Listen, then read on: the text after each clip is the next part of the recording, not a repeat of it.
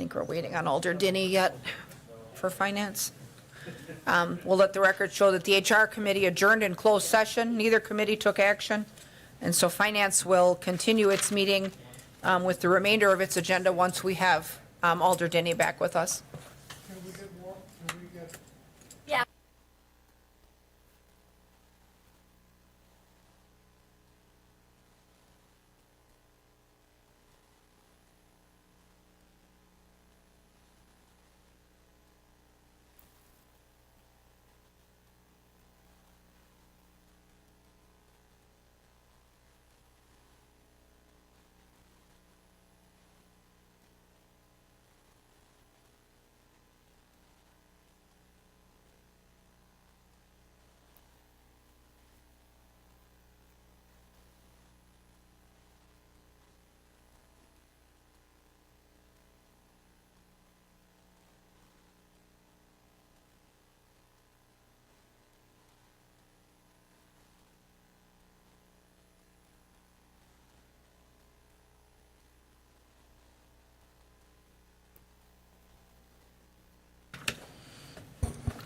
Okay, so Finance Committee will continue with its agenda for tonight.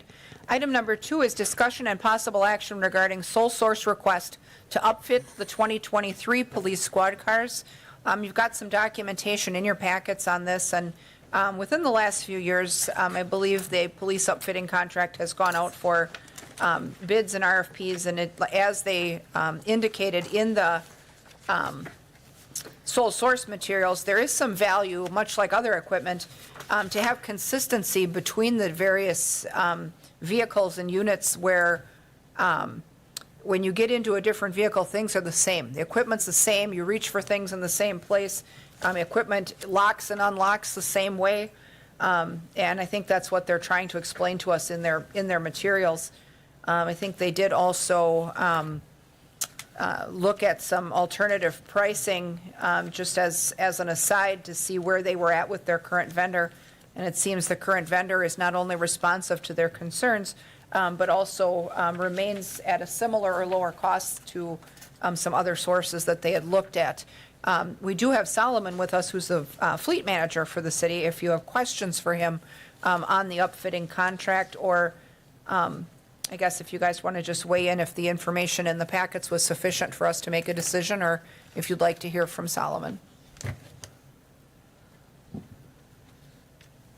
If not, is there a motion to approve the upfit contract sole source? And they do a few cars a year. Obviously, they swap out a few. I think, did it say there was 4 this year? 4 cars this year?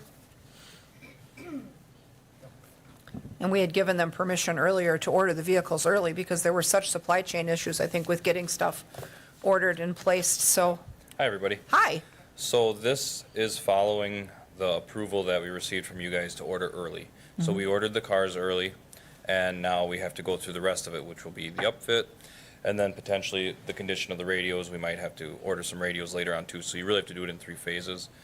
We would like to continue with Belco as the company that does it. And just as was mentioned before, for consistency across the board, the cars are used by multiple different officers throughout the shifts. So for them to get into different cars throughout the different shifts, throughout their different weeks, it can make things really difficult. Comparing pricing to the last time we went out to RFP, the current price that Belco gave was still less than what some of those other vendors gave last time. So just the conclusion that those prices would either remain the same or increase, especially with the times, it seems to be a good option. And we're talking about everything in the upfit contract from lights, sirens, radios, mobile data terminals, shotgun mounts, dog cages, Wrapping. decals, all of it, right? Yeah. So, The only thing that might be a cost saving to us is if we could reuse some of the radios. right. So this has included that, but it might actually be less if we can reuse some. Sure. And does Belco also test that equipment and verify if it's usable or if it's got issues? Yes, and a lot of it is just a suggestion from the officers themselves, on the condition of it, and we'll verify it ourselves, and then we contact Belco. And Belco, for example, for lighting and stuff, they have so many customers in our area that every issue we have had with lighting, They bring everything, they come right to our facility, they swap out everything that needs to be done, they repair, and most of the stuff is covered under warranty where we don't even see a bill. That's excellent. I mean, it's much better than you having to take the unit out of service and put mileage on it to get to them, wherever Right. they might be. So, questions for Solomon on upfit at all? Are we using them for any other departments? Yes, we are using them for, there is an upfit that's going to be taking place with one of the battalion vehicles for the fire department, but that cost is going to be low enough to where we don't have to bring it to the committee. But really the reason why we're going with them is because they are so consistent and they're so fantastic to work with that was our first vendor to look to for that other upfit as well. Most other public safety equipment arrives with the equipment in it, with maybe the exception of the radio, right? So when you order an ambulance and a fire truck and, those things, with the exception of maybe your third responder vehicles that are actually passenger vehicles, the other stuff arrives basically equipped, right? So, For the most part, turnkey, yes. okay. So you're talking about like water utility Well, trucks? that stuff doesn't all have, this is stuff that has lights and sirens and, two-way radio and mobile data computers and, 6 antennas and all that stuff. Right. The other stuff doesn't really have that, right? So, No, so the only other piece of equipment that this vendor would be looking to upfit would be for the fire department, but it's a very, very specialized vehicle. All the other stuff for the fire department comes ready to roll, ambulance, med units, fire pumpers. okay. Right. So do we have a motion to approve the sole source for the upfit? Motion by Denny, is there a second? Second by Martins. Further discussion? Seeing none, members in favor signify by saying aye. Aye. Opposed? None are opposed, so that item's approved. Thank you. Thank you. Thanks, Solomon. Item number 3 is discussion and possible action on the sales study for project ID 6999-0902, Stewart Avenue, South 72nd Avenue to South 48th Avenue. And so you've got some information in your packets on that as well. Let me switch to the packet and we can talk that over. We'll bring up Public Works Director. Welcome. Hi, good evening. So if you want to walk us through this particular study. Yeah, so the study itself is, we hired Core to do the real estate for the Stewart Avenue project, to the reconstruction from 48th to 72nd, which will take place in 2024. Through the DOT process, we have to do real estate, whether it's temporary limited easements. So what they do is they prepare a sales study, and that's how they determine what values they put to different lands. So they have commercial land, industrial land, so these are the values that they're gonna use when they come up with their sheet for making offers for the property owners that are along that route. So when those are prepared based on this, if you approve this tonight, those will get prepared and those will be brought back to the Finance Committee. Those will be discussed in closed session, and then you'll have the opportunity to say, yes, go ahead and make the offers at this point, or no, so you'll have that, that review Okay. coming up. Yep, and we usually always get, well, a few at a time, depending Right. on how fast the negotiations go. So last time we did a lot of them was Thomas Street, and Right. every meeting or two, we had a lot of them. So does anybody have questions on the study or on the rates for Eric? If not, is there a motion to approve the rates that are set forth in the study? Motion by Denny, is there a second? Second by Martins. Questions? Seeing none, members in favor signify by saying aye. Aye. Opposed? None are opposed. That motion carries. Thank you. Thank you. Okay, so item number 4 is discussion and possible action regarding ARPA funding requests. You've got also a batch of those in your packets for tonight. It looks like most of those are capital projects for the water sewer utility. You know that we're in the middle of a very large legacy project with the water and sewer utilities that have really constrained a lot of their available capital for some of these projects. And so quality water is a key leg of the stool with ARPA funding. And so we've got a number of projects here.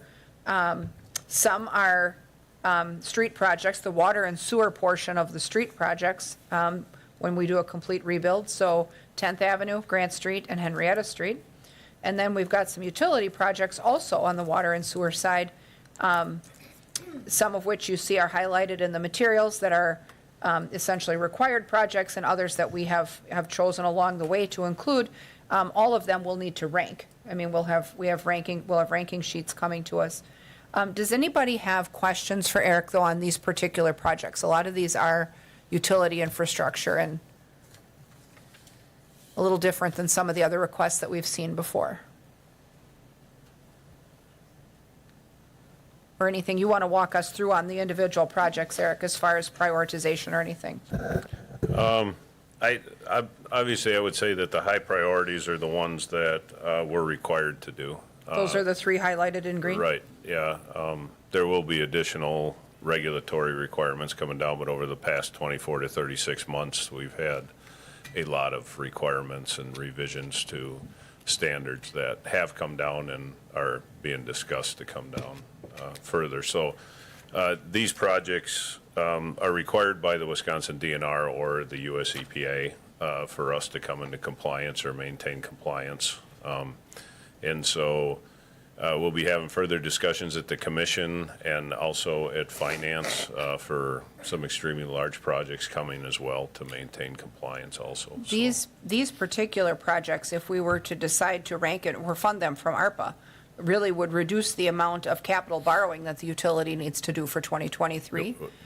Yeah, significantly. And we know that the utility has leveraged an awful lot of its borrowing capacity with both of the plants. So. So you're that- talking on these three on the top, the street project ones? Nope, the three that are underneath it highlighted in green under utility. Oh, I see.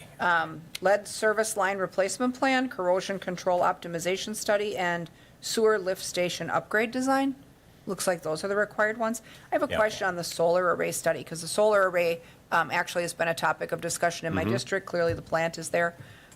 What is the study that we're looking to study? Is it alternative sizes, locations? I know there's been an awful lot of back and forth with that neighborhood. Yeah, so the location is key where it's at, just because it would be direct service to the water treatment facility. It would be more on sizes. The direction that we've had was how to maintain the neighborhood. And so preparing additional concepts for them, but also doing a public outreach citywide with communications. That's going to be a large part here over the next 6 to 8 months, is really communicating and the need and the benefits. I think that's helpful citywide. because so far, most of our public engagement has come from the neighborhood immediately adjacent to the plant. Right. And they all have really taken a less is more approach. They're obviously very, very upset over tree removals. There's been discussion about some tree removals, all tree removals, or no tree removals, a variety of different sizes. And where we left them last was that they wanted numbers put to a couple of smaller alternatives versus the largest alternative. And, then additional public engagement sessions. But at some point, those discussions do have to move beyond just District 7, which really is where they've been happening because the impacted neighborhood, they're key stakeholders, but there's a lot more users on the system that would benefit from energy savings than just my residents. So this really would give you the information that you need, I guess, on a broader scale. Is that? Yeah, and I think it's going to provide the information, I think, so that eventually the council can make an educated decision on what direction to move forward with. Well, and the commission also, right, would have Yes. to make a recommendation Yep. to council? Yes, that's correct, yeah. Okay, Sarah and then Mary Ann? So wasn't it Clerk Dietz that put together like the plan that already was presented to the? Yeah, residents? they've put together the few different options so far. Okay, so this would be different than, No, this would be continuing with them. okay, And who they've subbed with, which is Sunvest on the solar. But Clark Dietz would be the lead, and so we would work directly with them and the initial part would really be the communication and education piece for the public. Yeah. okay. Okay, Mary Ann? Oh, I was just going to say, there is a chance that if, we could get some clarification and I guess a understanding that we wanted to go forward with solar, that there could be other ARPA dollars through the federal government for the actual construction of the Right. project. So, you know, getting us set for that would prepare us for other funding sources. And then, I'm not sure if it was stated clearly, but the PFAS treatment process design gets us the rest of the way. So you authorized $240,000 for the pilot study on the PFAS. So this gets the design up to bidding. Is that correct? Yeah. For the, it- for the yep. granulated activated carbon Yes. system that we know what we need, Right. Yes. basically. Okay. Yep. All right, that's important. I think that's Yes. important for us to understand because people are pushing for that fix sooner than later. I mean, obviously, the new plant, when it opens, does reduce some PFAS, but not all, and not permanently. So I think that, you know, that solution is important. And then the corrosion control also is somewhat PFAS related in that, you know, with the new plant and some of the changes of chemicals being used, we basically need to rebalance our water because we want to ensure that water continues to have the appropriate corrosion control so that lead doesn't start leaching into the water because Right. lead obviously has been a long-term problem for us. It has, especially where we have older housing stock. Yeah. So, you know, I had actually encouraged Eric to submit all of these applications as he highlighted in the memo. You know, obviously with the projects underway for the water utility, along with some of the restraints that are put on us as far as our rates are concerned with the PSC, it has put a lot of financial pressure on the utility, and so this, you know, would be of big assistance to the utility. The other thing we're going to talk about as we continue to discuss the budget is, you know, the water utility pays a tax equivalent to the city every year, which is based on a formula developed by the PSC. And because the plant, obviously, there's been a big investment in the plant, 2 years ago, that pilot payment was about $1.3 million. Last year, it was just under 1.6 million. My calculation would be that payment that would be due on December 31st of this year would be $2 million. Obviously, that's a pretty big jump for the utility. It isn't in our budget to receive $2 million.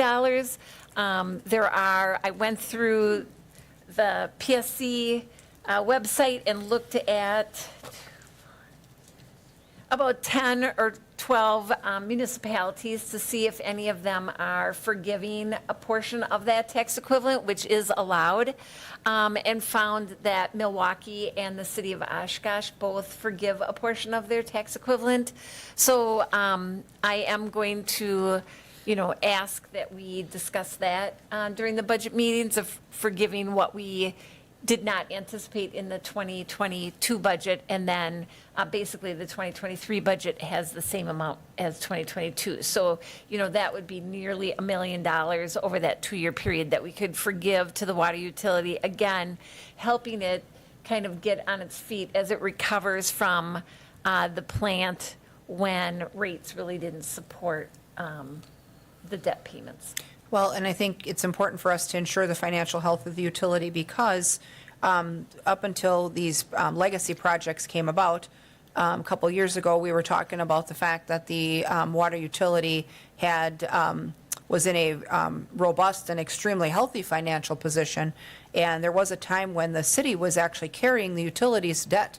And we made a decision to diversify our debt a little bit, and we assigned the water utility's debt to the water utility. And so now they are not only bearing those liabilities, but they're also under construction on 2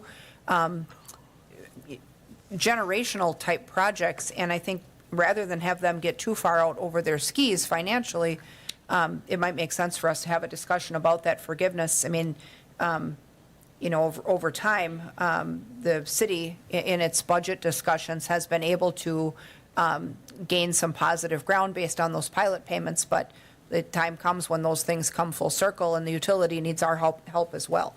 And so we certainly could consider that. And, you know, I think that Marianne and I had discussed earlier today, the PSC, when we look at the financial health of the utility, it's a snapshot in time right now.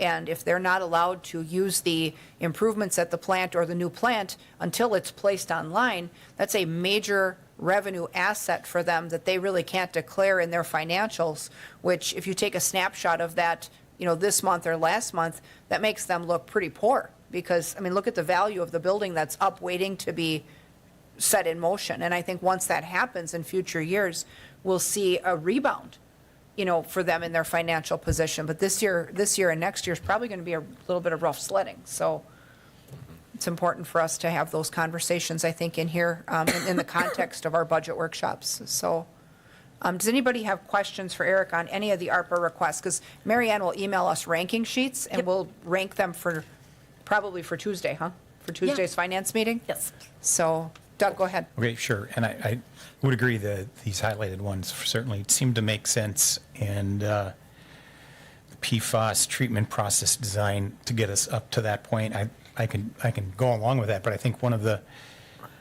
key points here is we did make the decision to split this accounting out for management reasons. And I would like to think that this isn't a foreshadowing of multi-millions coming back as an ask for completing that filtration system. Because I think we have, even though it's a difficult process, we are going to have to rely on the PSC to make reasonable adjustments as ratepayers. I mean, that's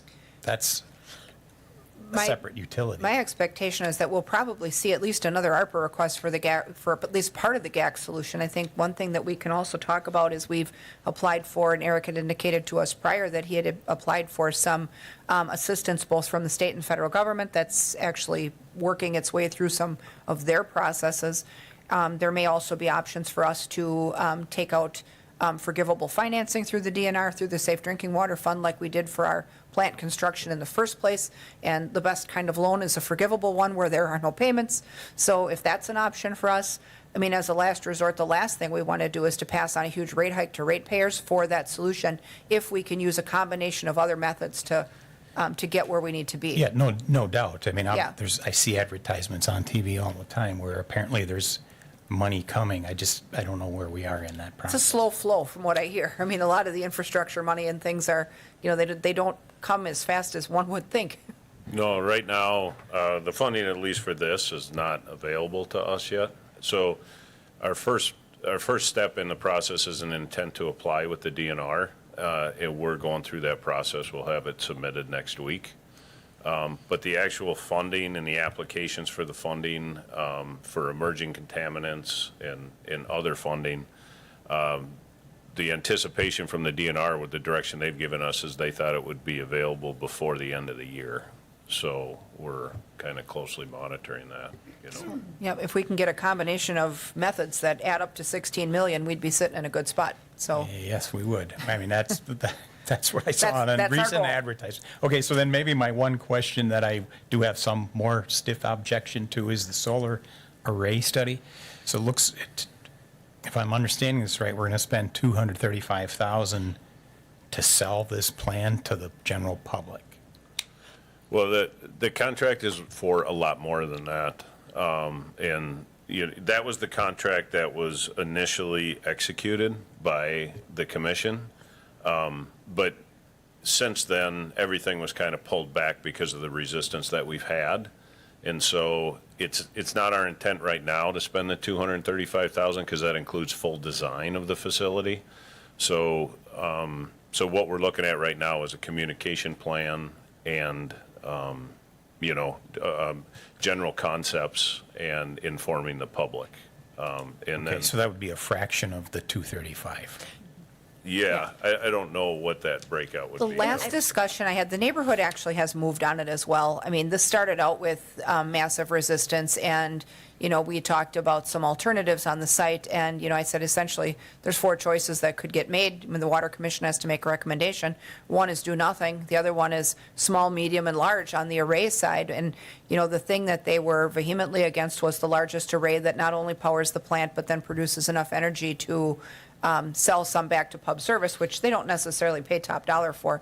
But the medium and the smaller array were not non-starters in the neighborhood. One required a removal of about 40% of the trees, some of which currently carry a pine fungus anyway. And then the other one required the removal of almost no trees from the backside, and they were amenable to that. They had all kinds of questions about property to the north that's in the town of Maine and, areas where the fill is terrible and you can't build this kind of stuff. And, but in taking a straw poll with a large number of them that we met with in August, I said, let's assume as a neighborhood that do nothing isn't an option here. I mean, we have 11 members of the council that are interested in not only green initiatives, but in saving energy and saving costs at the plant. So let's assume something has to happen. What do you want to see happen? And they were actually amenable to everything except the largest array that decimates every tree. So, it's not that the neighborhood's unwilling to move. I think that they've come, I guess, knowing them, I'll say they've come a long way from where we began with them last year. So, but I do think we need a wider public discussion than just, because it matters to people that aren't just the people that live within 2 blocks, so. Right, I think this has been going on for quite some time. This was on the table and it was presented as, so that was just a concept that was presented, or was there any real work? Well, there's numbers to it too, I think, There is, right? and So, WPS was involved with this. So, I mean, I think it's the ideal location to put in and at least trial and find out how solar will work in the city, because we've been trying it. I mean, people have suggested putting it on this building, which is a bad idea. But this seems like the easiest decision in the world, and we're negotiating with a few people who don't like the idea. I think we're negotiating with the wrong people. Let's. well, it's yes and no. It's more about the aesthetics of the area and the environmental impact of putting it in, but I think that the compromise is reachable there. I think that, we're not dealing with a group of people that are going to, dig in and chain themselves to a tree. I think that we are, need to be reasonable in how we screen the property, how we construct, how we take trees and where we take them from, and all of that is doable. I don't sense that any of it isn't doable. They're not that, there's not that aggressive. I mean, there's some opposition, but it's not aggressive opposition. There's certainly not a negative group. Okay, and I don't oppose going ahead with some communication efforts, but 235, I guess I need to see more before I'd like to go for that. So the intention is that we would basically reimburse the utility for any of the study that has taken place so far. So this 239 includes the study that has been underway. So just so that you don't think this is all on communication, it would be the bills that we've already paid. We would be reimbursing the utility. Obviously, in the ARPA allocation that was provided to us, the federal government said you can use 10 million of it for general government purposes, and, particularly because of revenue loss and things like that. So, certainly, with the water utility, we do have revenue loss because we built a plant that's very expensive. We've had to set aside money every month based on our covenants with those bondholders to pay future debt. So our first principal payment for the water utility isn't due until May of 2023. But we've been setting money aside every month to pay that debt, but we haven't had a revenue source to actually generate money to set aside those funds. So, I feel like these contract services that the utility has underway would meet the requirements of that revenue loss component. And it's really, again, just trying to support the utility during this initial, bringing those facilities up and running. And I think, the justification with the street projects is, the utility in this situation could have said, well, we don't want to do the water and sewer projects, so you're going to do the streets. We don't want to do the water projects. But then, what's the point? Because we don't want to put down a new street and then have to dig it back up in a few years because, probably the mains have needed to be replaced Right. for years. So we're really dictating their capital plan to them.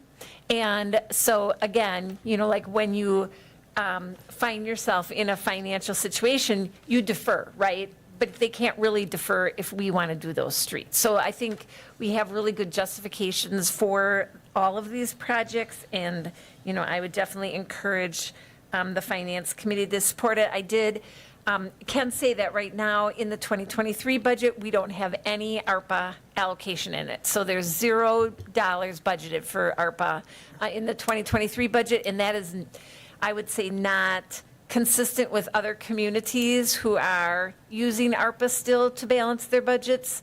And the other thing I would point out, because I did kind of go through other communities, I've got about 12 communities, just to see what kind of levy increase they were looking at in 2023. The highest is Marathon County at 9.4, and I actually didn't use in my average, but other communities our size, the average was 4.63. The highest was Appleton at 6.61, and the lowest was Wauwatosa at 2.64. But Wauwatosa was using ARPA money to balance their budget too. Wauwatosa also set aside about $11 million for infrastructure in their ARPA, and the majority of that was going to utility main work. So I don't think that this is an unrealistic request. No, and it does allow us to do, not using ARPA dollars to balance our budget and essentially reduce our mill rate or pay our cost to continue, is allowing us to do big public-facing projects that the public will use and see and appreciate way more than us just looking at what our gap is and our cost to continue and then deciding not to raise taxes and then, plugging that hole with ARPA, which, really doesn't get people new and improved things. It just gets you more of the things that you've already had. So it certainly makes sense. So you'll email us out ranking sheets. Does anyone else have questions, Michael? I got one question. Sure. For that solar array study, since we were talking about reimbursing the utility for the amount of the study that's already occurred, how much of this study has been completed, cost-wise? I have that in my office. I'll include that in my email with the With the rank matrix. sheet? Is that okay? That's fine, I yeah. can do it for any of these. 'Cause I know there's been a significant amount of work done. I just wanted to know, of the 235,000, how much we've already committed to. I'll do that for each one of these projects. Okay. Okay, that'll work. Anybody else have questions at all for Eric? So we won't have to make a decision on any of these now, but we have them here to work on. And so if we can get our ranking sheets in, if we get the ranking sheets tomorrow, would you need them by Monday or would you want them Friday? I think I actually gave them to you when I told you that I'd put this in the packet, but I'll email them to you again, Okay, the electronic to the ones. members, right. Yep. Well, the one that adds itself up, and Yep, yes, yep. we want that one, so. I think you already got it, but I'll Okay. email it again. Yep, so yes, With in case the we need it. dollars And so if spent. we could have those in by Friday, that would give Mary Ann Even and. Monday is fine. Monday? They're that quick? Okay. Oh, yeah. So let's shoot for Friday, but if we need the weekend and you need to do it Monday, the world won't end. And then we'll talk about them and make some choices on Tuesday night. So, all right, Thank you. thank you. Okay, so that brings us to item number 5, where we actually get to the budget workshop, which is what we were here tonight for in the first place. Hot off the press, let me Hot tell off the ya. press, so you got your budget books. This will be our budget Bible that we'll use throughout our workshop series. And then Mary Ann started at our last meeting with just the basics of our presentation, but she didn't get far because we kind of ran out of time. So I'm going to turn it over to her and her PowerPoint to take up kind of where she left off. Yeah, and just so you know, when we go through the motor pool, I did include the $2.2 million of borrowing so that they would be able to do their full capital projects plan like we. To get caught up like we talked about? Yes. Okay, good. All right, so we'll- is your mic on over there, or do you need this one? Can you hear me? Is it on? It's good. You're good. Okay. Okay, so really, just, I thought I would just start where we were going to start last time, which is the tax increment districts. Kind of going through where we are today. Can you see that? Yeah, okay. You can see that we are what is known as maxed out on our TID districts. 12% is the limitation, and right now we are at 13.38%. So we do have some amendments that we are going to have to do for the mall. We have basically two choices to live within the state law. One is to make an amendment within an existing district where you pull property out and put property in, and that math of that, you can still be over the 13%, but it has to go down something, like $1. It doesn't matter how much, they don't have a, like, how much it has to go down, but you have to have a negative number. So that would be one option. The other option would be to reduce the size of one district and then create another district. So those are the two options. And we'll be putting together those, like, specific ideas for you to look at so that you can make a decision on what you think is the best way to So accomplish as that. an example, if we had districts that were, say, toward their end of life and they were performing in a robust manner where we had lots of increment, would it make sense then if we were going to shrink something, to shrink one of those where the development is basically like done? Right, that's one Right. option, yep. Okay, So, and we'll bring you what the impact would be on each of those options. okay, because I know we had done something similar in the business campus a Yep, few years ago and TID 5. it worked well. Yes. So, thank you. The other thing, I know, as we're looking at closing districts, there is that option for the one-year extension for low-income housing. I emailed the league today asking whether we could use that for lead abatement as well.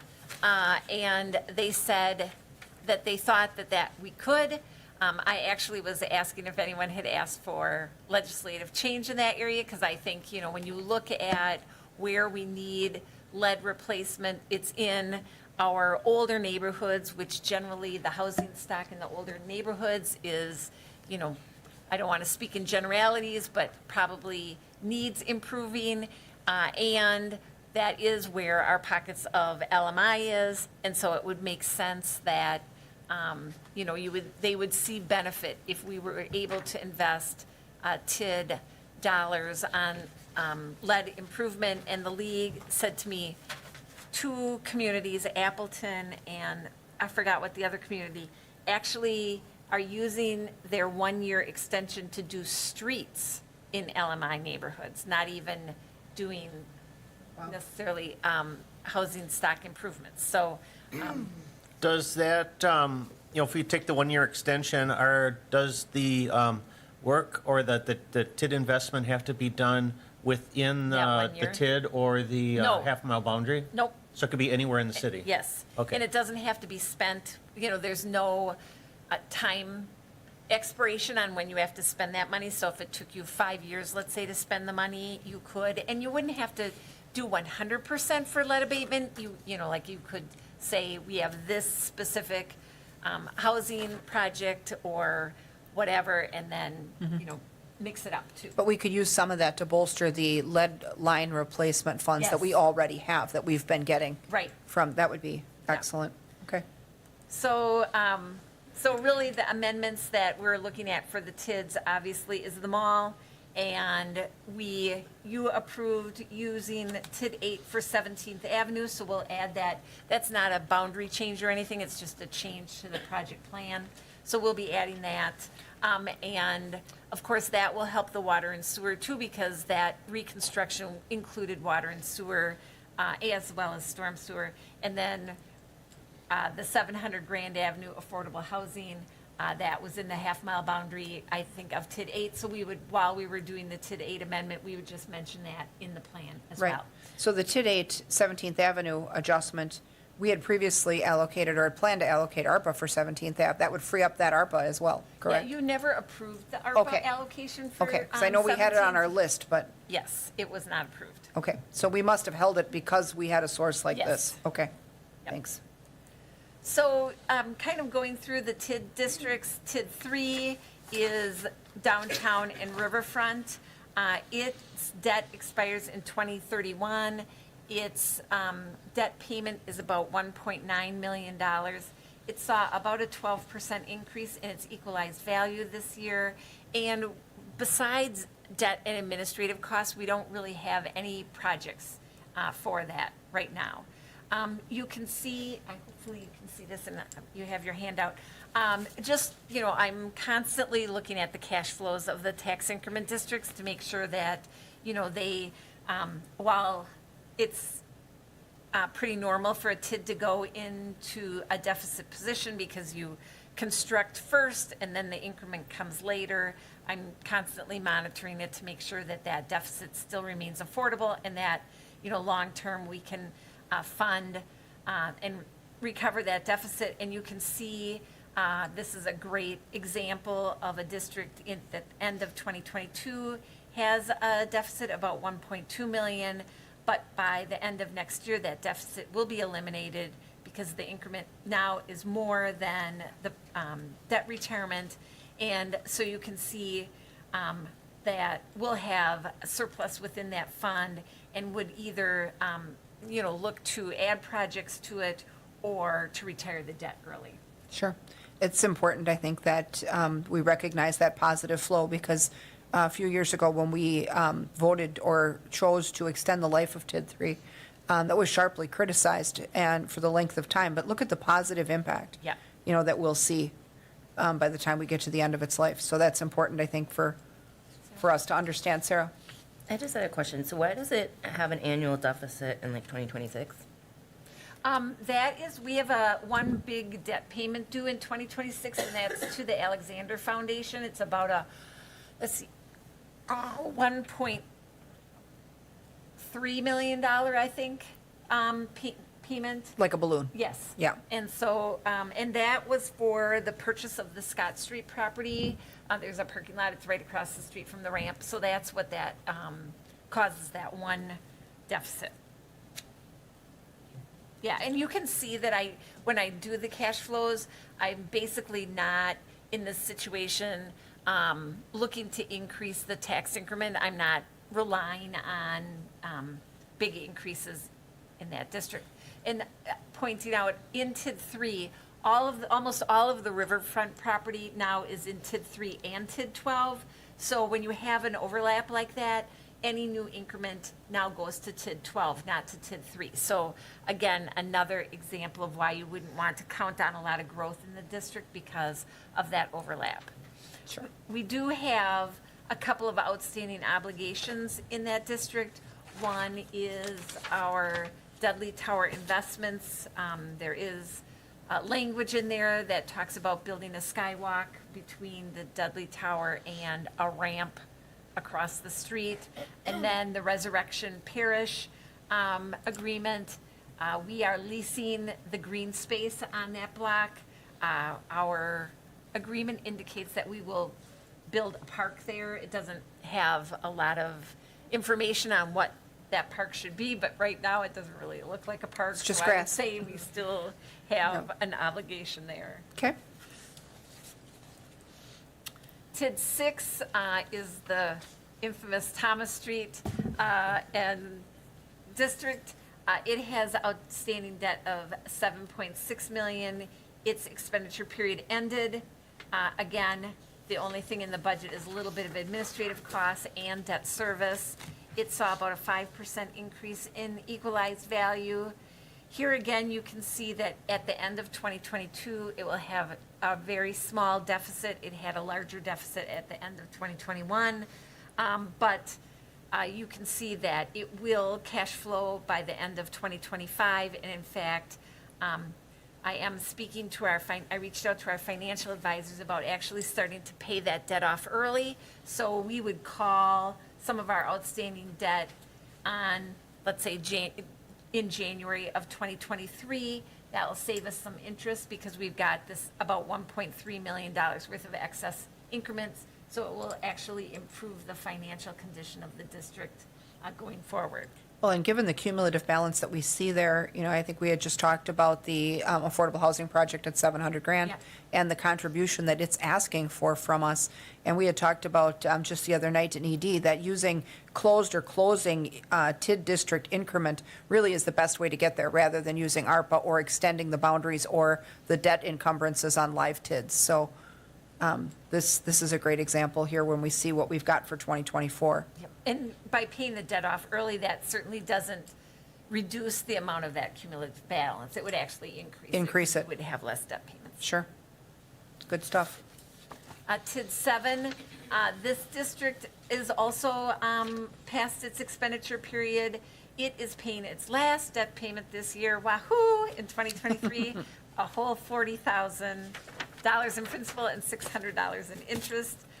Again, this district saw a 16% increase in its equalized value, and its 2023 budget anticipates transferring $1.8 million to TID 12 for financial support. So you can see that each year in the future, we would transfer money to TID 12 that basically was funding, the mall demolition. And providing the district some cash up front so that we don't experience those initial deficits we're minimizing deficits. Well, and that's allowed us to maximize some of our investments along the river too. Yep. So, okay. TID 8, this is on the west side, and then it runs up to 17th Avenue. It has $3.6 million of debt outstanding. Our 2023 developer payment would be the $304,000 for Elm Street. We are making our first payment this year to them. It's like $296,000. And it's got administration and debt payments. Again, like we just spoke about in 17th Avenue, about 1.2 million for streets, storm 150, water mains 220, and sewer mains 220. Concrete repairs of 350. So those would be the capital projects for TID 8 for 2023. And then it would be funded through the issuance of a 10-year note. So 2.1 million of a note. Okay. It has had a small negative balance. You can see that even with these additional projects, while it's not necessarily eliminating its small negative balance, it's not really increasing the negative balance too, which to me means that it's affordable within the district, and also pointing out that I do have a small blip in 2024 for the increment, which is due to the hotel coming online and some of the apartments coming online. But besides that, I have a flat increment for the rest of its life. The other increment that you're seeing here, the 237, is either the payment in lieu of taxes that we get for computer aid and personal property. So it's not something that we are at risk of losing. Again, at the end of this, you can see that there was a cumulative balance of about 5.3. So we would likely look at closing the district sooner if we were interested in. So again, a district that really doesn't show a lot of risk for the city. Right, and this one actually was instrumental for us, I think, in being able to leverage a number of road projects in that area, both Second Avenue and part of First Avenue, Yes. right? So, Split the cost of First Avenue 50/50 and did Second Avenue. right, which is huge, and we were able to make not only design but lighting improvements to both areas. So, TID 9 is the Bull Falls Brewery. This district, we talk about whether a district should be small or large. This is our smallest district. It really was just for Bull Falls, and it has, taken us a while to retire the debt on this project. The one, I guess, risk is, it would be like if you look at a self-insurance plan. The more you have in your plan, the lower the risk, because you have gains and losses. Some people are sick, some people are healthy. Mm-hmm. I think when you look at a tax increment district, it's kind of like that. If you only have one parcel in there, and it doesn't turn out the way you wanted it to or thought it was going to, you're kind of in trouble. Whereas if you have more parcels in there, somebody's might be a winner that you never expected, and somebody might not do what you expected, and so it evens itself out. So is this a lessons learned here that we should Well, potentially? people criticize us because our districts are too big. It was just a point that I was making, This one actually, I think, is getting better than what we've Yes. been seeing. I mean, we've rode out a storm where Bull Falls was struggling during an economic downturn.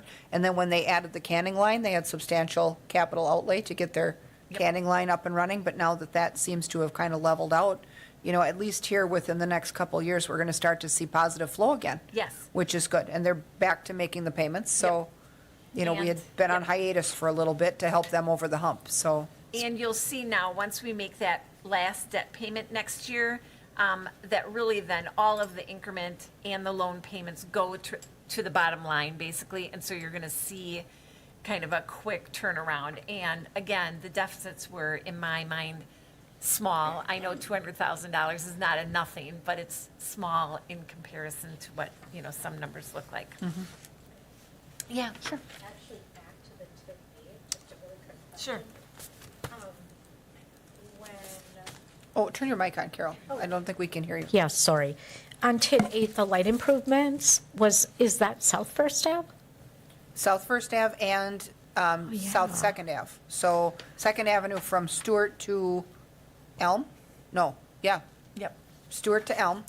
So Okay. that whole area where it got those tabletop intersections and those new LED lights. Yeah. And then South First as well. And that area decided that they wanted their own identity and sense of place. So their lighting and their landscape amenities are a little bit different than the River District, but with some similarities. So Yeah, we were able to, I was just Yeah. Yep. driving down there not long ago, and I hadn't been down there in a while, and I was like, wow. Looks really This nice. looks really nice. it does. And So, the traffic pattern changed. We were able to redesign the whole thing. and- yeah, so thank you. So TID 10 is out in the business campus. Its outstanding debt is $975,000. It's got some administrative costs and a debt payment of $60,885. Its big project really isn't until next year. You basically approved the real estate study tonight for this project. And I believe, is the state involved in that project too, Yeah, Eric? I think so. Yeah, okay. It had an increase of about 6% in equalized value. And this district has been cash flowing each year, not accumulating large amounts of accumulated reserves, but some small amounts to the point where in 2024, when we do that project, the project is estimated at about 1.7 million, but we'll only have to borrow 1.2 million. And you can see that I have us paying that debt off very quickly in 3 years. So we would be able to, when we put that, we usually borrow for each year for 10-year amortization, but when we work on that amortization schedule, you'll see big payments for those first 3 years, which is really allowing TID 10 to pay that off as quickly as possible. And, at that point, again, it looks like we would be able to retire the district probably a few years early, maybe in 2028. Because you're Sure. allowed to retire a district, even if you have debt outstanding, you just put the excess in reserve, like in a redemption fund, To and pay it out of finish the that. payments? Yep. Yeah. So this is the new business campus area where we've got Great Lakes Cheese and Wausau Chemical, or is this the one on the other side of other side. 29? So Yep. on the south side of 29? Yes. Okay. District 11 now is the Great Lakes Cheese. Oh, okay. It has outstanding debt of 9.3 million. Our developer payment is about 50% of their tax bill, basically, so about $660,000. We also have capital outlay in there of about $350,000, which was related to the walking trail. I believe we're going to be coming back to finance on that maybe at next Tuesday's meeting, because that is a much more expensive project. There again, we have some state money for that project, but usually theirs is capped, and so it's, whether you want to do the project or not. That would impact the cash flow, but I don't have it in here because it's not approved. But when we look at TID 11's cash flow, you can see, again, with its existing debt, the existing increment, no new value coming on, like no new property development. We are cash flowing and we are showing accumulation of increment. Again, so at some point, we would look, not in the very near future, but we could, at some point, early, look at closing that district. Well, and this one actually really has almost nowhere to go but up anyway, right? Because we Right. still have land out there yet to sell and build on, that Right. people can develop Like I beyond s- what we see here. I think So the distribution, the alcohol distribution, who's? Badger Liquor Yeah, Badger is Liquor coming is- online, and then was the tire warehouse as I well? think that might be in TID 12 too, I'm not sure. Okay. But, so there definitely is going to be other growth. TID 12 is the overlap district for downtown and the riverfront. It has outstanding debt of 5.9 million. This district struggled for a while because we tore down the old Great Lakes cheese. That property was in this district. It had a pretty sizable value, particularly with personal property. And so when we tore it down, it went into negative increment, which meant it had no value and no increment to share. And so any improvements that we were making, there was no funding source. It's got 3 developer payments this year, the $15,000 for Macandon, which is the ongoing agreement. The balance of our agreement with WAS. So, they've made a few draws on that, but the 2.1 million is still left to draw.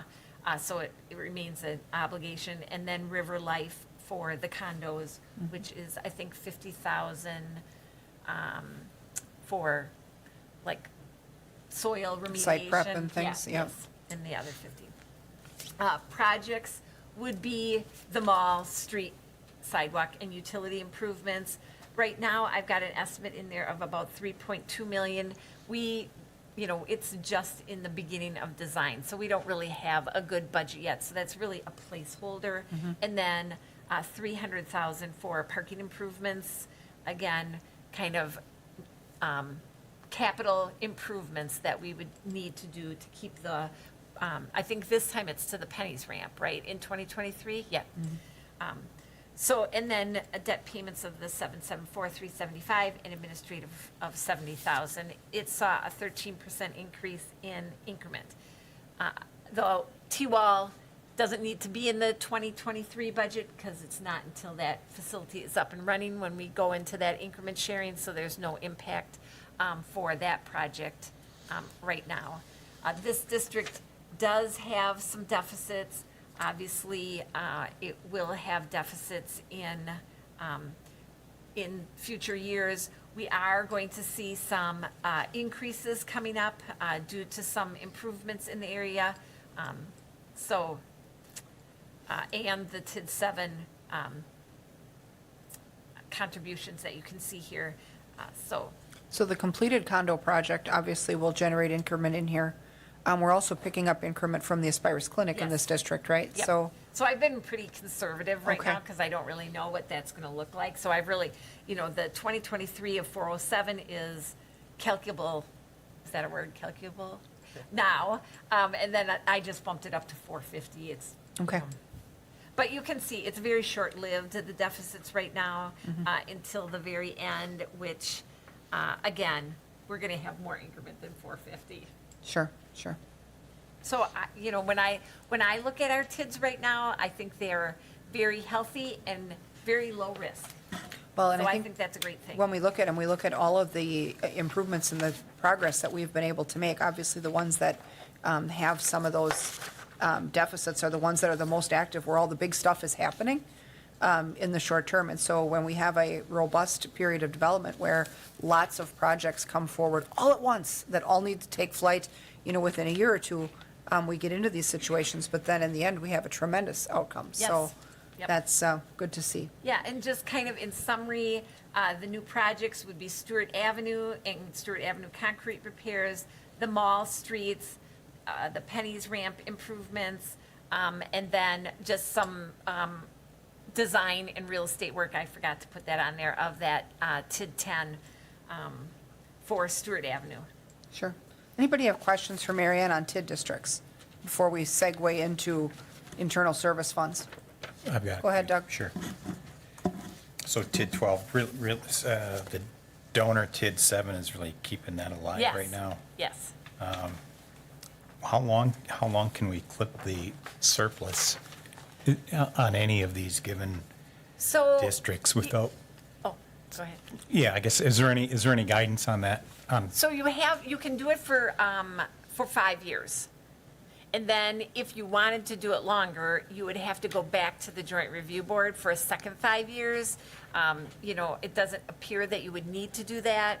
And if, for example, we would see some major changes within the TID, it's an annual decision. We can stop the contribution at any time. So if we were to consider some of these, you had mentioned retiring early, could we capture that final year as Yes. affordable housing? So Yes. even though we're not extending a year to get that affordable. Right. We could cut it early, okay? Yeah. And then the amount that, the equalization here, the 12% rule? Yeah. So we're looking at the total city equalized value over the current increment value? Yes. So one of the options that we maybe could touch on, tell us why it'd be a good idea or a bad idea. Some of these that have an equalized value pretty high, $100 million on 173 on, I mean, we could potentially retire some of these early and get out of our TID cap problem. Yes, at some point we will definitely look at that, from a timing perspective. I think we are well situated as we've talked. We have that SAFER grant that's paying for those 12 police officers. Firefighters. Or firefighters.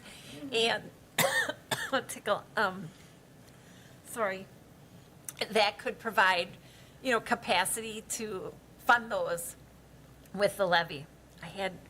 So as we get to the end of the life cycle of those grants, that's when we'd probably want to look at maybe some early closure to get some of that back to the general fund sooner than later, okay?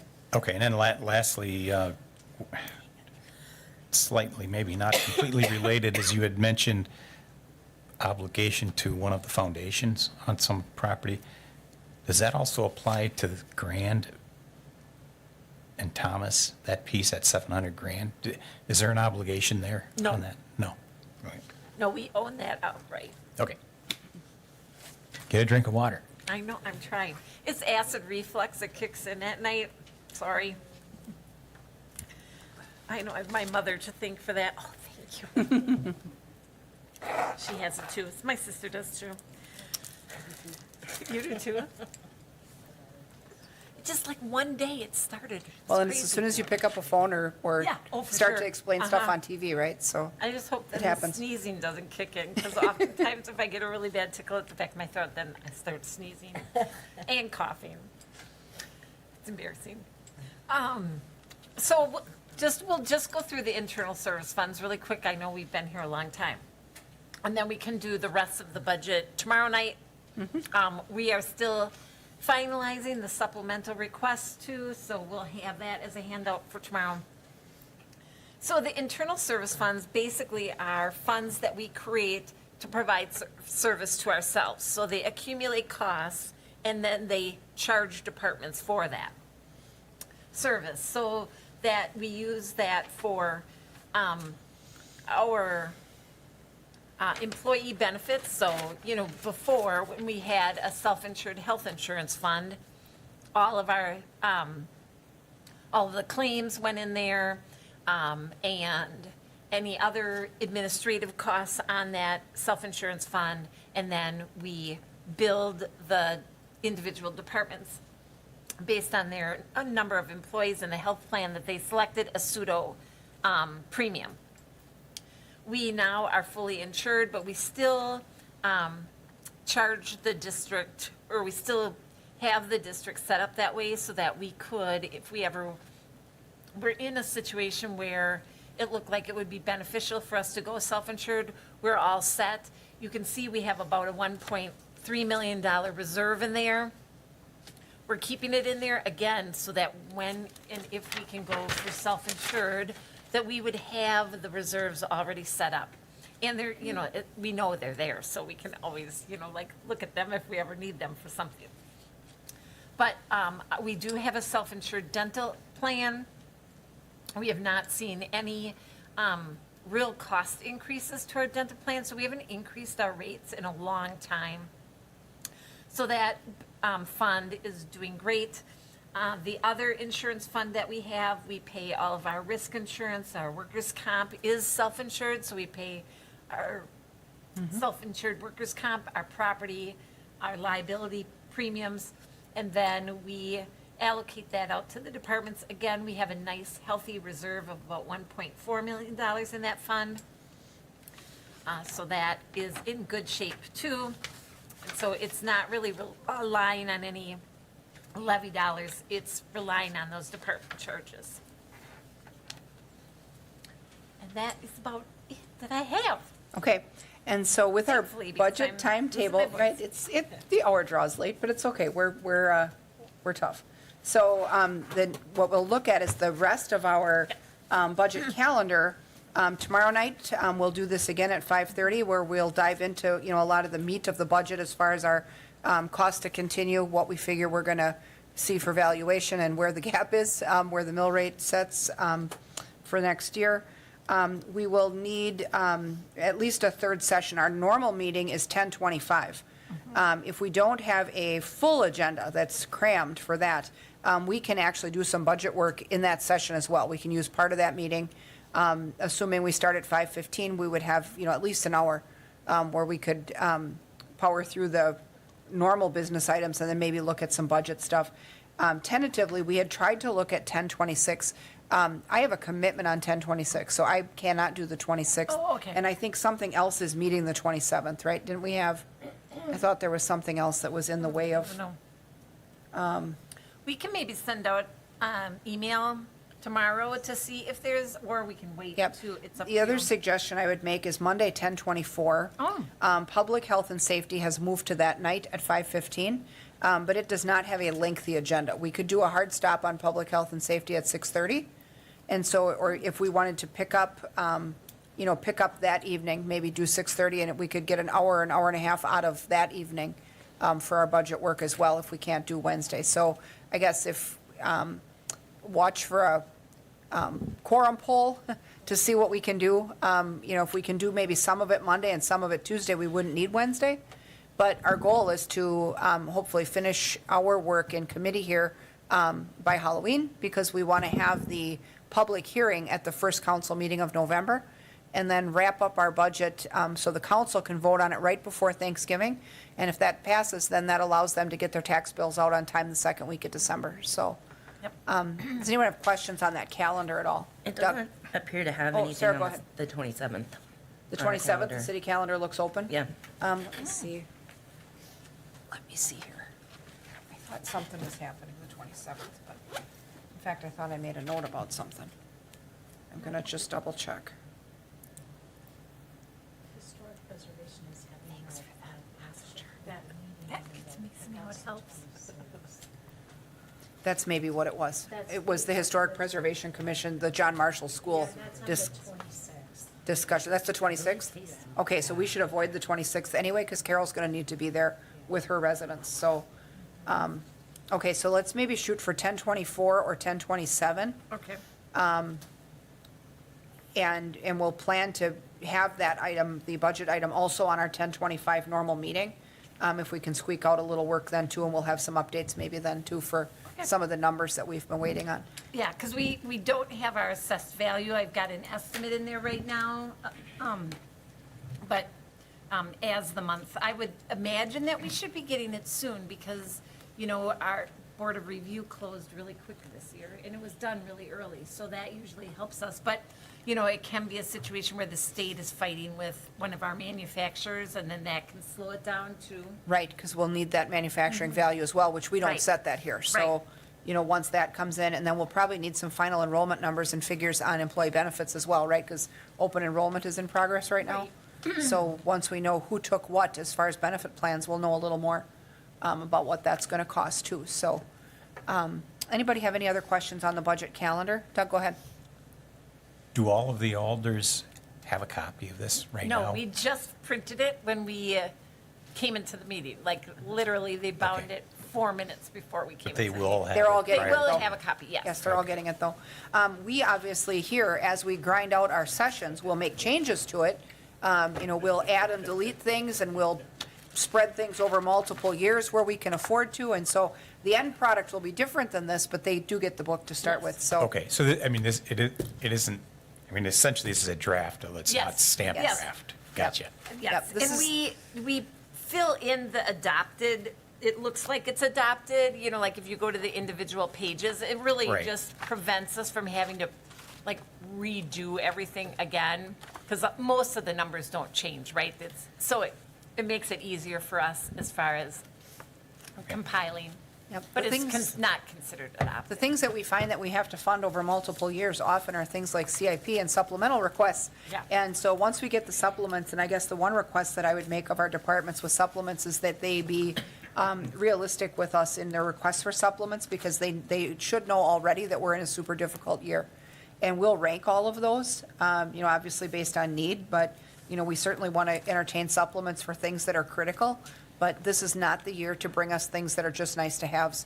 So it's just not, we're not in that we're in a pickle right now with capital, so, all right. So Lisa, will go ahead. the supplements be emailed to us, just so I can, Yeah. because I, Yep, my absence, and Yep. we aren't going to rank them on Thursday? No, no, we'll have time to do that, probably rank those for that last session, yeah. right? So, but yeah, we'll have a rank sheet like we have for all of our ARPA stuff, and get some background from the committees or from the departments as far as what it is they feel. A supplemental request is for added new spending.